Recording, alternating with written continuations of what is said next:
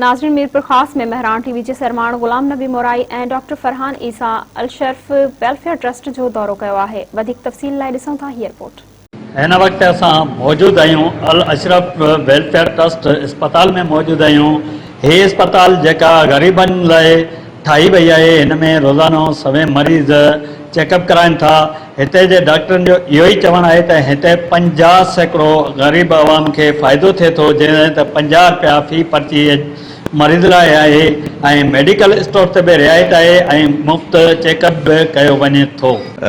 ख़ुशी थी आहे डॉक्टर साहब हिन क़िस्म जो इनिशिएटिव वरितो आहे। मीरपुर ख़ासि जहिड़े शहर में ॿाहिराड़नि में उहो ई बि सिहत जूं सहूलियतूं घटि आहिनि, त इन करे हिन क़िस्म जो इनिशिएटिव सिंध जे मिडिल क्लास जे माण्हुनि खे वठणु खपे, जीअं सिंध जे भलाई वारनि सिंध जे माण्हुनि जी का भलाई थी सघे।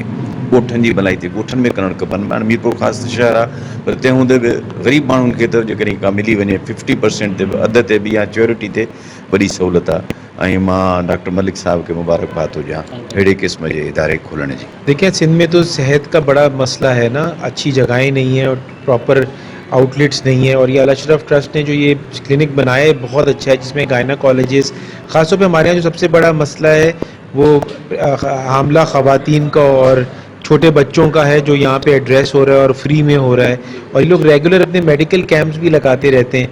बहुत सारे लोग ऐसे हैं जो तकलीफ़ को पाल रहे होते हैं लेकिन वो इलाज नहीं कराते, लेकिन जब फ्री कैंप लगता है तो वो आके अपने यहाँ तशख़ीस भी कराते हैं और इलाज भी कराते हैं। तो मैं समझता हूँ ये बहुत अच्छा काम कर रहे हैं, ऐसे इदारे और भी होने चाहिए। और हमारी तरफ से और रोटरी इंटरनेशनल, जिसका मैं गवर्नर हूँ, इनको फुल सपोर्ट है। वेलफेयर का और चैरिटी का कैंप था जो मेडिकल के हवाले से लगाया था, जिसके अंदर गायनी के, पीड्स के, स्किन के, ENT के और चेस्ट के डॉक्टर ने फैसिलिटी प्रोवाइड की थी गरीब लोगों को, जो जिनकी मेडिसिन और इलाज कराने की हैसियत कम से कम होती है, जो पुअर पेशेंट होते हैं उन लोगों को, जो मीरपुर ख़ास लेवल पर ट्रीटमेंट नहीं करा सकते थे, उन सब के लिए अल अशरफ वेलफेयर ट्रस्ट ने के बिहाफ इन में आवाम जे लाइ पेशेंट्स खे इहो फ़ाइदो आहे कि सिर्फ़ु 50 रुपए में 50 में जेको आहे सो डॉक्टर ॾिसंदो आहे, ठीकु है।